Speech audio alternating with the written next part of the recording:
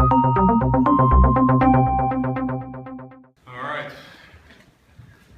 How's everybody doing? Good, Rob. How are you doing? Happy to be here. Happy to be here. Appreciate everybody's interest. I'm humbled and thankful as I sit here before you today. Wanted to start off by thanking a few people and groups that helped me out over this week. Coast Guard for their efforts in their search on Wednesday and Thursday. Excuse me.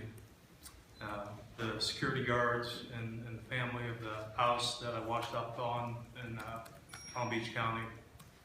The police officers in Palm Beach County, excuse me, and the medics who transported me to the hospital. The doctors and medical personnel at Good Samaritan were fantastic.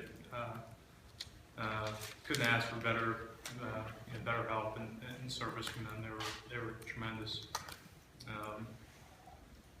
During this time, the many people who expressed their concerns and best wishes, both via the media and most importantly, my friends, many who are here today, and my family, starting with my wife, sitting next to me, who, excuse me, went through a very difficult time and were tremendously supportive of me. I have operated and owned boats, my whole life since I was a kid, growing up in the North Shore of Boston, and you take boater safety courses and you go through all that, and you never think that one of those situations are going to happen to you. And unfortunately, I ended up in a boater's nightmare, and was lucky enough to survive. What I want to do is just take a little time, kind of tell you what transpired, and then open up for questions. Last week on Wednesday, because of the weather pattern, there was a cold front coming into town. I decided I was going to have my boat serviced, the usual 100-hour service on my motors, and I was going to run it up from my marina in Boca to the place, the marina where I had my boat serviced in Riviera Beach, up at Mariner Marine. And so on Wednesday morning, I had my assistant come pick me up at Mariner Marine, drive me down to Boca to where I keep my boat. On the way, we picked up a couple waters, a protein bar, just for the short trip, and some frozen ballyhoo to troll up. I was going to do some fishing along the way. At that point in time, when she dropped me off, I let her know kind of my boating plan, where I was going, what I was doing when I was supposed to be there.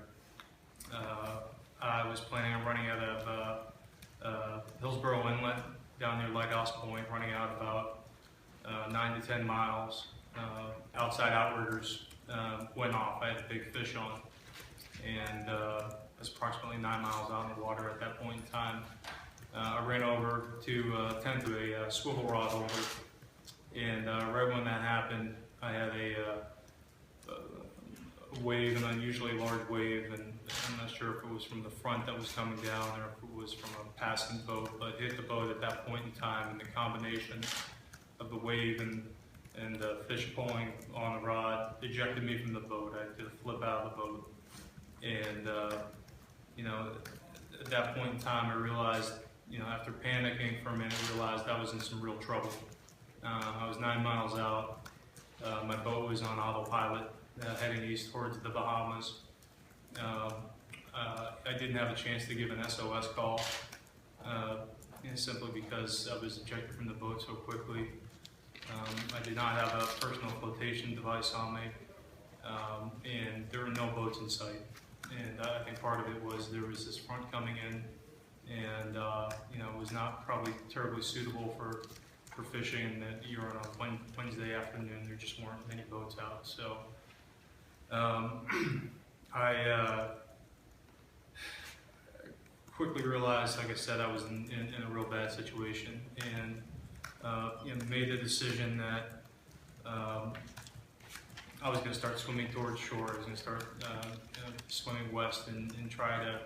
I figured I was 9 miles out. I figured that it was going to take me more than 10 hours to get back to back to shore, and I thought that was not a possibility at this point in time.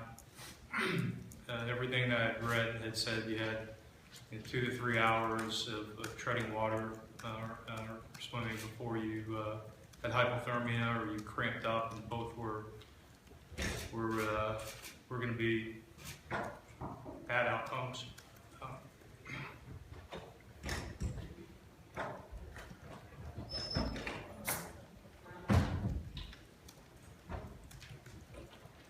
Excuse me. So I made the decision to start swinging towards shore. I figured that it was my best opportunity to get in front of some other vessels. I knew that far out there weren't just not going to be that many vessels. And to spare you the details of the next 16 hours,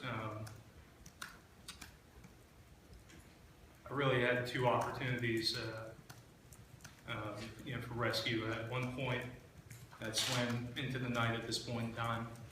There was one fishing boat. It looked like a recreational fishing boat.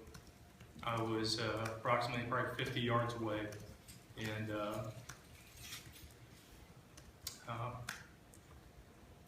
tried to flag the boat down. At that point in time, didn't work. Then a little bit later on, I saw the Coast Guard. They were out and with helicopters, and they were searching the water. And at that point in time, they had come right over the top of me, and they had their lights on me and kept going. They didn't see me, and it was a difficult time. I think I realized at that point in time I was on my own, and ended up I'll spare you the details of the drift right now, but at 4:30 a.m. I'm told I hit Palm Beach, the island Palm Beach, and made my way out on the beach. Couldn't walk at first, took some time, but got up to a house, was able to buzz the house, and luckily there was an off-duty police officer there